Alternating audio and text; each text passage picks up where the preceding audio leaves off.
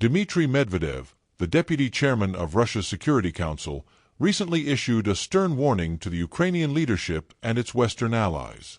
Medvedev stated that Russia will not forget the war crimes committed by Ukrainian forces against Russian civilians. He referenced numerous terror attacks targeting civilian sites such as beaches, markets, hospitals, and kindergartens. Medvedev emphasized that these crimes have no statute of limitations, and Russia will hold everyone involved accountable. This warning extends not only to the Ukrainian leadership but also to their Western supporters.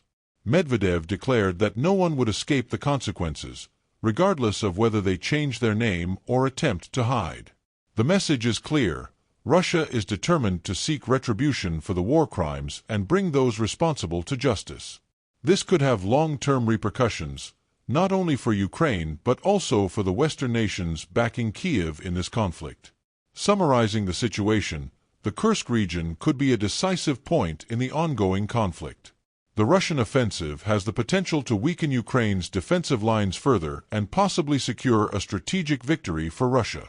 However, the coming weeks will reveal whether Ukraine's leadership can hold its position or if the pressure becomes too great. A statement from the Russian Federation's Ministry of Defense, issued moments ago, outlines the military situation around the settlement of Lyubimovka in the Kursk region. Though not always the focus of news, this area has recently become a battleground of intense fighting. The Russian army launched a strategic offensive here, and the Ministry of Defense confirmed that operations would continue in the western part of Lyubimovka until September 18, gradually displacing Ukrainian forces from the settlement. Why is this important? It signifies that the Russian army is gaining ground in the Kursk region. War correspondents had already reported that Russian forces managed to break through Ukrainian defense lines and advance into the western part of Lyubimovka. Now, the Ministry of Defense has officially confirmed it. The battles are not over yet, but Russian troops have clearly gained the upper hand. Fighting is also raging in surrounding areas like Olgovka and Krymyano. Following the liberation of the village of Borky, Russian forces are pushing towards Susa, a strategically important settlement that may be the next target of the Russian offensive.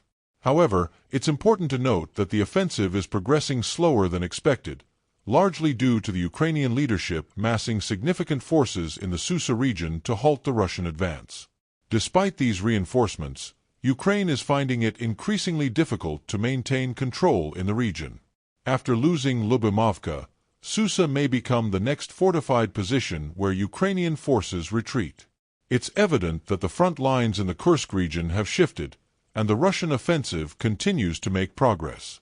But why has the offensive slowed down? One major reason is the redeployment of Ukrainian troops to the Kursk region. General Syrsky, the commander-in-chief of Ukraine's armed forces, has relocated 3 units from the Kharkiv region to Kursk in the last 48 hours. This troop movement highlights Ukraine's struggle to maintain control in Kursk, but it has negatively impacted other fronts, especially in Kharkiv.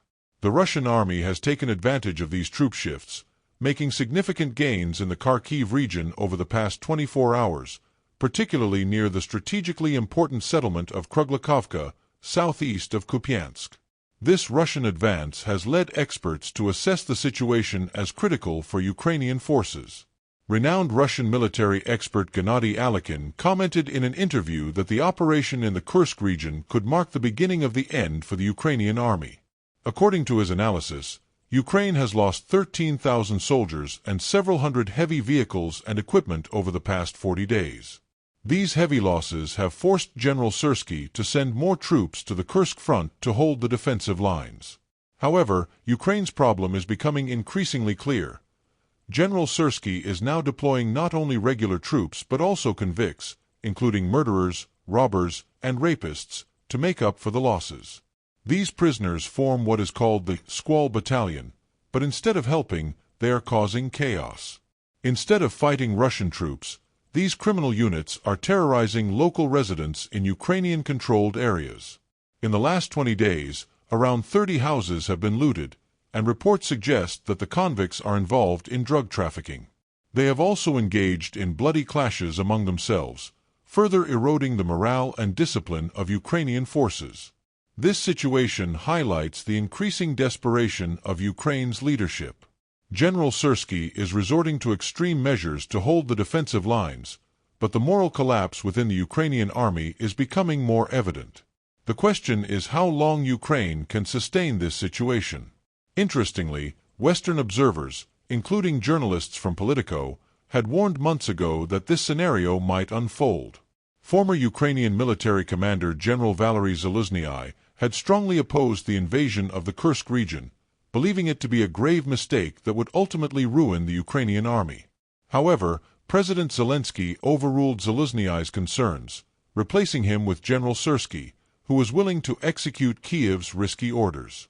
This decision may now prove catastrophic for Ukraine. Zaluzhnyi was right. The invasion of the Kursk region is turning into a military disaster. As the Russian army advances on multiple fronts and Ukrainian forces face immense pressure both in Kursk and Kharkiv, it is becoming clear that Ukraine's leadership has made a critical mistake.